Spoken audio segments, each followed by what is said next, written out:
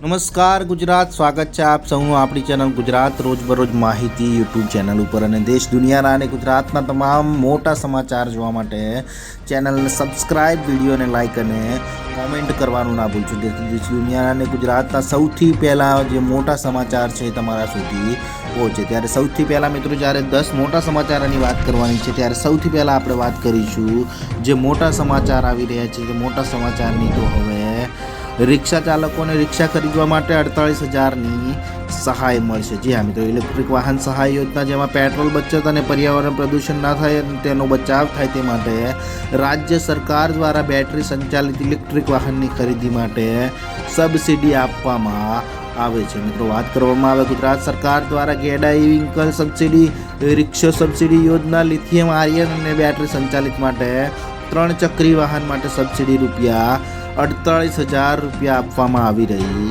છે. ત્યારે મિત્રો, રિક્ષા ચાલક, મહિલા સાહસિક, યુવા વર્ગ, સ્ટાર્ટઅપ અને અનુસૂચિત જાતિ અને અનુસૂચિત જનજાતિ તેમજ બિન અનામત આર્થિક પછાત વર્ગના લોકોને પ્રાથમિકતા આપવામાં આવે છે અને આ લોકોને લાભ મળી શકે છે. એટલે તમે પણ જો રિક્ષા ચલાવતા હોય અને ઇલેક્ટ્રિક વાહન તમારે ખરીદવું હોય તો તમને 48,000ની સહાય મળવા જઈ રહી છે, જે ખૂબ જ મોટા સમાચાર આવી રહ્યા છે. ત્યારબાદ મિત્રો, બીજા મોટા સમાચારની વાત કરવામાં આવે તો હવે ખેતરોમાં સોલાર LED લાઇટ ટ્રેપ લગાવો અને મેળવો 75% સબસિડી. એટલે કે મિત્રો, જંતુઓ દ્વારા પાક બરબાદ થાય છે અને આનાથી પાકને બચાવવા માટે નવી ટેકનોલોજી હાલમાં આવી રહી છે. આ ટેકનોલોજીનો ઉપયોગ કરીને ખેડૂતો તેમની ઉપજમાં વધારો કરી શકે છે અને પાકને જંતુથી બચાવવા માટે હરિયાણા સરકાર દ્વારા સોલર LED લાઇટ ટ્રેપ સ્થાપિત કરવા માટે ખેડૂતોને બમ્પર સબસિડી આપવામાં આવી રહી છે. મિત્રો, વાત કરવામાં આવે હરિયાણાનો કૃષિ વિભાગ ખેડૂતોને સોલાર LED લાઇટ ટ્રેપની ખરીદી પર 75% સબસિડી આપી રહ્યો છે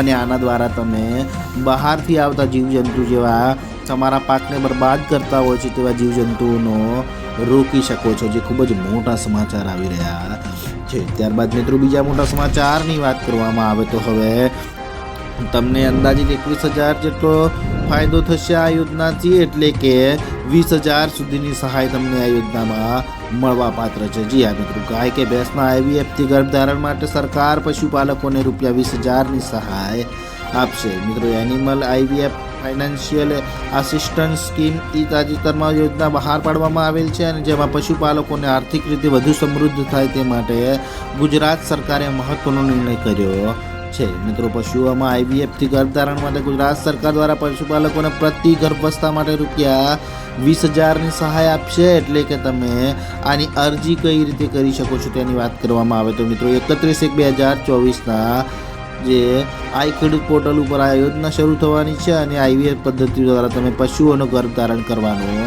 અંદાજિત ખર્ચ રૂપિયા 21,000 જેટલો થાય છે. તેમાં આ માટે ભારત સરકાર દ્વારા 5,000, રાજ્ય સરકાર દ્વારા 5,000, GCMFS દ્વારા 5,000 અને જે તે જિલ્લાના દૂધ સંઘ દ્વારા 5,000 એમ કુલ તમને 20,000 સુધીની મળવાપાત્ર સહાય મળશે. એટલે મિત્રો, તમે પણ IVFથી ગર્ભધારણ કરીને આ યોજનાનો લાભ લઈ શકો છો, જે ખૂબ જ મોટા સમાચાર આવી રહ્યા છે. ત્યારબાદ મિત્રો, બીજા મોટા સમાચારની વાત કરવામાં આવે તો હવે હેલ્થ ઇન્સ્યોરન્સને લઈને મોટા સમાચાર આવી રહ્યા છે. એટલે કે હેલ્થ ઇન્સ્યોરન્સ પોલિસી ખરીદનારાઓ માટે આજે મોટો નિર્ણય લેવામાં આવે છે. મિત્રો, હવેથી દેશની કોઈ પણ હોસ્પિટલમાં કેશલેસ સારવારની સુવિધા મળી શકશે, પછી તે હોસ્પિટલ ઇન્સ્યોરન્સ કંપનીની લિસ્ટમાં હોય કે ન હોય. પરંતુ અત્યાર સુધી જે હેલ્થ પોલિસી ખરીદનારા ગ્રાહકો માત્ર એ જ હોસ્પિટલમાં કેશલેસ સારવાર લઈ શકતા હતા જે વીમા કંપનીના નેટવર્કમાં હોતી હતી. પરંતુ મિત્રો, જો કોઈ હોસ્પિટલ કંપનીના નેટવર્કમાં સામેલ નથી તો તેને ત્યાં ઇલાજ કરાવવા પર બધા જ પૈસાની ચૂકવણી પોતે કરવી પડતી હતી અને હવે પાછળથી તે વીમા કંપની પૈસા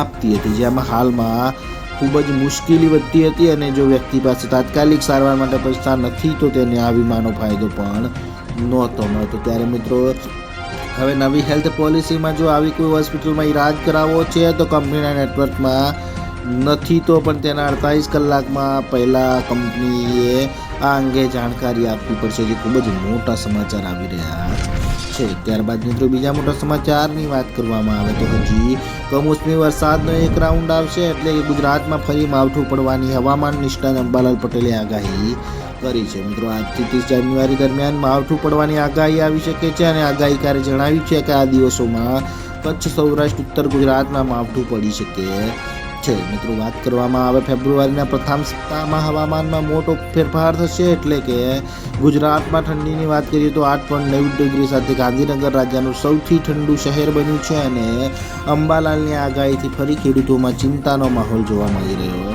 છે, જે ખૂબ જ મોટા સમાચાર આવી રહ્યા છે. ત્યારબાદ મિત્રો બીજા મોટા સમાચારની વાત કરવામાં આવે તો પ્રધાનમંત્રી જનધન યોજનાથી તમને આટલા નાણાકીય લાભો થાય છે કે તમે શું જનધન ખાતું ખોલાવ્યું છે કે નથી ખોલાવ્યું તે આપણા કોમેન્ટ બોક્સમાં જણાવજો, પરંતુ તેનાથી શું ફાયદો થાય છે તે આપણે તમને જણાવીએ. મિત્રો પ્રધાનમંત્રી જનધન યોજના કેન્દ્ર સરકાર 2014માં ચાલુ કરી હતી અને હાલમાં આ ખાતાની સંખ્યા 50 કરોડથી પણ વધારે થઈ ગઈ છે. મિત્રો સૌથી મોટી વાત એ છે કે આમાંથી 56% ખાતા મહિલાઓ દ્વારા ખોલવામાં આવ્યા છે અને જનધન ખાતું બેંકો દ્વારા 0 બેલેન્સ પર ખોલવામાં આવે છે. મિત્રો ખાતું ખોલ્યા પછી તમને મફત રૂપે ડેબિટ કાર્ડ પણ આપવામાં આવે છે અને આ ડેબિટ કાર્ડ પર ₹2 લાખનો અકસ્માત વીમો પણ તમને મળે છે. મિત્રો જનધન ખાતામાં સિવાય ₹10,000ની ઓવરડ્રાફ્ટ સુવિધા પણ હાલમાં ઉપલબ્ધ છે, જેનો તમે લાભ લઈ શકો છો. જે ખૂબ જ મોટા સમાચાર આવી રહ્યા છે. ત્યારબાદ મિત્રો હવે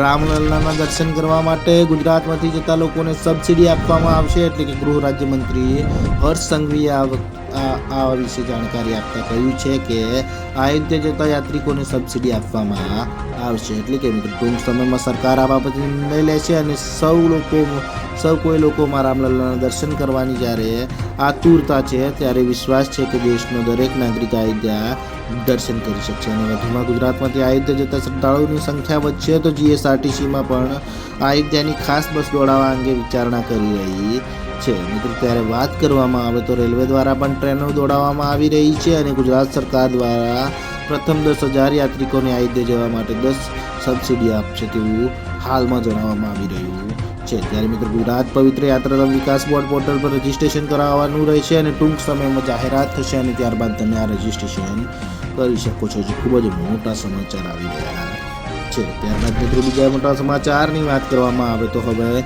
જો તમારી પાસે પણ 2000ની નોટ હજુ પડી રહી છે તો આ પોસ્ટ ઓફિસમાં જઈને તમે તેને બદલી શકો છો. જી આ મિત્રો સુરતવાસીઓ માટે ખૂબ જ મોટા સમાચાર કહી શકાય, કેમ કે સુરત પોસ્ટ ઓફિસની જાહેરાત 2000ના દરની નોટ સુરત પોસ્ટ ઓફિસ સ્વીકારશે અને ઓક્ટોબરથી 2 પોસ્ટ ઓફિસમાં 2000ની નોટ જમા થઈ.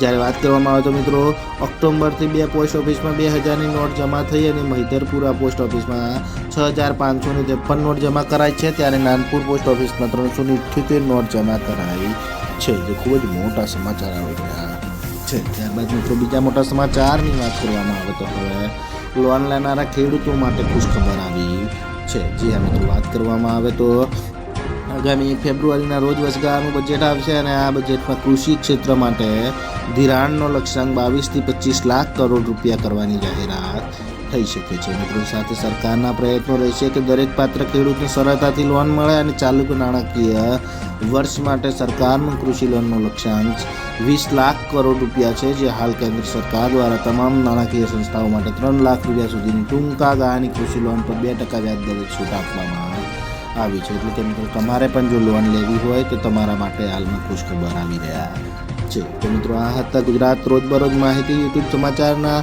10 મોટા સમાચાર. બીજા સમાચાર જોવા માટે ચેનલ સબસ્ક્રાઇબ, વિડીયોને લાઇક અને કોમેન્ટ કરવાનું ના ભૂલશો.